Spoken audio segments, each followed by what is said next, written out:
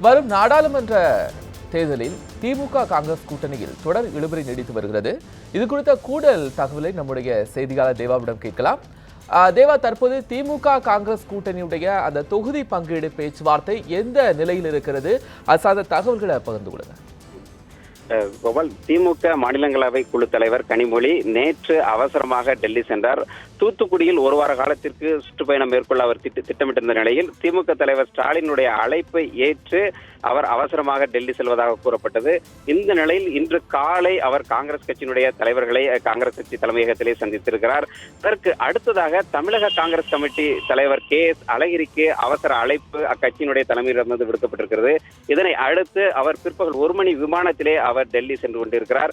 இன்று மாலை மாநிலங்களவை உறுப்பினர் கனிமொழி மற்றும் காங்கிரஸ் கட்சியினுடைய தமிழக தலைவர் KS அழகிரி, காங்கிரசினுடைய அகில இந்திய தலைவர்கள் இணைந்து அதிகாரப்பூர்வமாக இந்த கூட்டணி பேச்சுவார்த்தையை வெளிப்படையாக தொடங்குகின்றனர். இந்த பேச்சுவார்த்தையிலே காங்கிரஸ் போட்டியிடக்கூடிய இடங்களின் எண்ணிக்கை எவ்வளவு என்பது குறித்த ஒரு முடிவுக்கு வரப்படுவதுடன் வேறு கட்சிகளை இணைப்பது குறித்தும் இதில் பேசப்படுவதாக கூறப்படுகிறது. ஏற்கனவே திமுகவுடன் 8 கட்சிகள் இணைந்து செயல்பட்டு வரக்கூடிய நிலையில் திமுகவுடன் இணைந்து செயல்படுவதற்கு பாமகவும் விருப்பம் தெரிவித்துள்ளதாக கூறப்படுகிறது.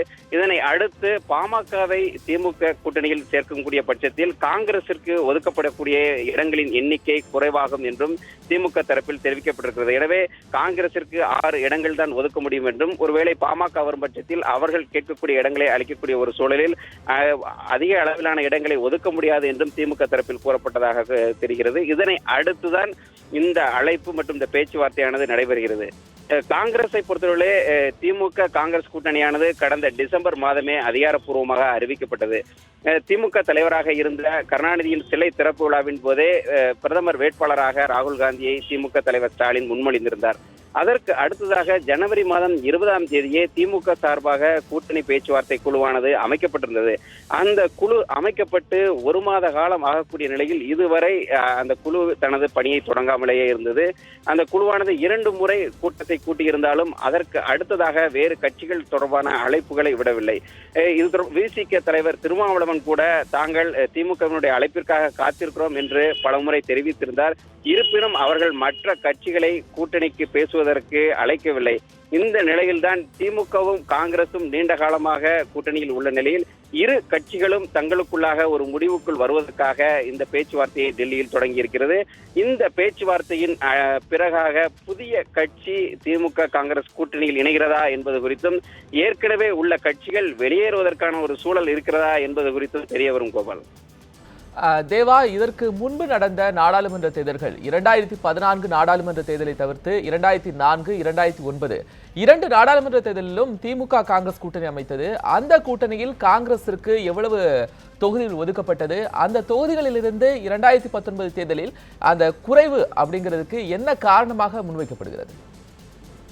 இதற்கு முன்பாக 2004 மற்றும் 2009களில் காங்கிரஸ் அதிக இடங்களில் போட்டியிட்டது. குறிப்பாக இதற்கு முன்பாக கூட்டணியில் போட்டியிட்ட போது 10 இடங்களிலும் போட்டியிட்டு 10 இடங்களையும் வென்றது. காங்கிரஸை பொறுத்தவரை முதலில் 12 இடங்கள் தங்களுக்கு ஒதுக்க வேண்டும் என்று கேட்டுக்கொண்டிருந்த நிலையில் அதற்கு அடுத்ததாக தாங்கள் ஏற்கனவே போட்டியிட்டு வெற்றி பெற்ற அந்த 10 இடங்களையாவது ஒதுக்க வேண்டும் என்றும் கோரப்பட்டது.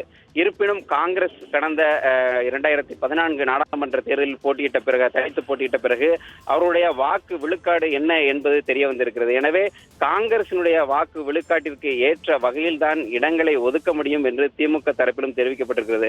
மேலும் அதிமுக ஒரு வலுவான கூட்டணியை அமைக்கக்கூடிய பட்சத்தில் அந்த கூட்டணியை எதிர்கொண்டு அதிக இடங்களை வெற்றி பெறக்கூடிய ஒரு கட்டாயத்தில் திமுக இருக்கிறது. ஏற்கனவே கடந்த 2 சட்டமன்ற தேர்தல், ஒரு நாடாளுமன்ற தேர்தலில் திமுக தோல்வியை தழுவியிருக்கக்கூடிய நிலையில் மீண்டும் ஒரு வரக்கூடிய தேர்தலில் ஒரு பெரும் வெற்றியை நோக்கி பயணிக்க வேண்டும் என்று திமுக தலைமை கருதுகிறது. மேலும் திமுக தலைவராக ஸ்டாலின் பொறுப்பேற்ற பிறகு நடைபெறக்கூடிய தேர்தல் என்பதன் காரணமாக இந்த தேர்தலில் தனது பலத்தை நிரூபிக்கக்கூடிய வகையில் கூட்டணியை அமைத்து வெற்றியை பெற வேண்டும் என்ற ஒரு முனைப்பிலும், அதற்கு ஏற்ற வகையில் கூட்டணியை அமைக்க வேண்டும் என்பதனாலும், எதிலே அதிமுக எந்த மாதிரியான கூட்டணி அமைக்கிறது, அதிலிருந்து வலுவான கூட்டணி எப்படி அமைப்பது என்பது குறித்த ஆலோசனையில் ஈடுபட்டு வருவதன் காரணமாக காங்கிரசிற்கு ஒதுக்கப்படக்கூடிய இடங்களின் எண்ணிக்கையை திமுக குறைத்துள்ளது.